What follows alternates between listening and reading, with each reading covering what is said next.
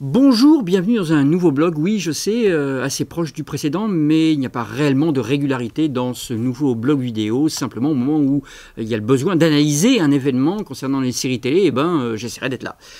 Et c'est le cas puisque ce week-end dernier, c'était les Emmy Awards, la cérémonie des Emmy Awards, diffusée aux États-Unis sur la chaîne CBS, en France sur la chaîne Série Club, et que il y a sûrement une nécessité à réagir là-dessus, en tout cas à analyser ce qui s'est produit. Alors pas réellement dans les résultats, ça tout le monde l'a fait, et finalement ça n'a que peu d'intérêt, peu d'importance.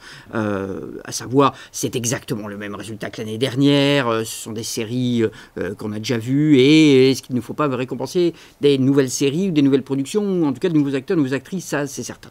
Rappelons cependant que, et c'est ça qui me semble beaucoup plus intéressant, que les Emmy Awards sont décernés par les professionnels de la télévision, et de leurs décisions et de leurs choix, justement, est très très symptomatique, à mon avis, justement de la manière dont les professionnels de la télévision voient l'avenir de la télévision. Parce qu'il s'agit de ça. Il s'agit d'avenir de la télévision. Et c'est de ça dont on a parlé beaucoup pendant toute la cérémonie, même si c'était en filigrane, même si c'était à travers quelques petites blagues. Quand Julia Louis-Dreyfus, au début de la cérémonie, dit « On est ravis de se retrouver ici en tant que présentatrice de la dernière cérémonie diffusée sur une grande chaîne nationale », c'est extrêmement symptomatique du malaise qu'il peut y avoir actuellement aux États-Unis avec les grands networks, avec les NBC, CBS, Fox et ainsi de suite.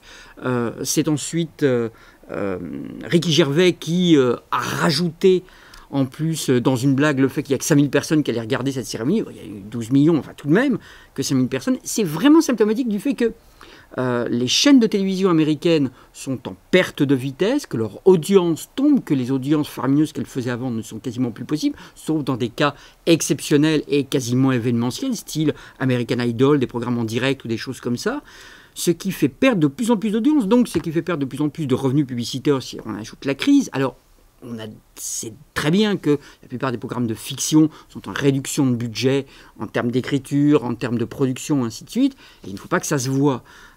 Cependant, c'est vraiment, et on le sent à travers ça, le malaise global, malaise qui est rajouté par un autre élément dont on reparlera dans un prochain blog parce que c'est encore un peu trop tôt, c'est le phénomène Jay Leno. Comme vous le savez, NBC a décidé de remplacer 5 soirs de suite, 5 cases de programmation fiction par un talk show quotidien qui est destiné plutôt à la fin de soirée. Le talk show de Jay Leno, et Tina Fey dit au moment où elle reçoit un prix « Je veux remercier nos amis NBC pour nous garder à l'antenne, même si on est plus cher qu'un talk show ». Évidemment, tout ça est fait sous le ton de l'humour. Cependant, c'est très très symptomatique des enjeux qu'ont représenté cette décision de NBC, des enjeux que représentent justement à la télévision américaine des autres programmes, des programmes différents et variés, comme par exemple le show de Jay Leno. Alors, on y reviendra. À l'heure qu'il est, les audiences justement se sont un peu écroulées à partir du moment où les fictions sont venues en face de ce programme de talk show. Mais cependant, il est encore trop tôt, je pense, pour faire un jugement définitif. Mais ne vous inquiétez pas, on y reviendra enfin. La dernière petite réflexion, le dernier élément qui est intéressant de voir à travers ces Emmy Awards, c'est la petite parodie qu'il y a eu à un moment, extrêmement réussie d'ailleurs, dans laquelle on parle d'Internet. C'est le présentateur des Emmy Awards qui lui-même s'est mis en scène, Neil Patrick Harris, à travers un programme vidéo qu'il a fait, à savoir Dr. Horrible, en disant que, grosso modo, et je lis le texte, j'interromps cette diffusion, je perturbe cette diffusion pour vous dire que la télévision est morte, c'est terminé, le futur, c'est Internet.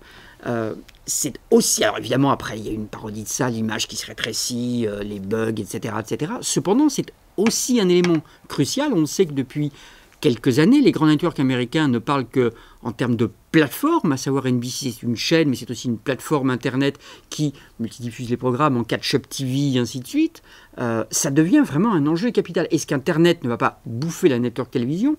Est-ce que les recettes publicitaires, parce qu'en langage clair, il s'agit de ça, est-ce que les recettes publicitaires qu'un network peut se faire avec sa télévision broadcast, télévision de diffusion, ne vont pas à un moment se retrouver tellement amoindris qu'il y aura plus de recettes publicitaires sur Internet pour ces mêmes programmes et que ça deviendra plus intéressant de mettre des programmes et de produire des programmes pour Internet plutôt que pour la télévision. On n'y est pas encore, mais c'est vrai que le chemin se fait qu'Internet devienne assez rentable et en tout cas indispensable. Ça, c'est déjà le cas pour un grand network. Donc, comme vous voyez, si on analyse un petit peu cette cérémonie, c'est pas simplement à travers ses résultats, mais c'est beaucoup plus à travers les petites phrases qui sont, à mon avis, extrêmement symptomatiques des problèmes que rencontrent les professionnels actuellement de la télévision à Hollywood, les incertitudes dans lesquelles ils sont plongés, évidemment, ce sont des incertitudes que l'on va ressentir à nouveau dans les mois qui viennent, et je serai là pour les commenter. Rendez-vous au prochain blog.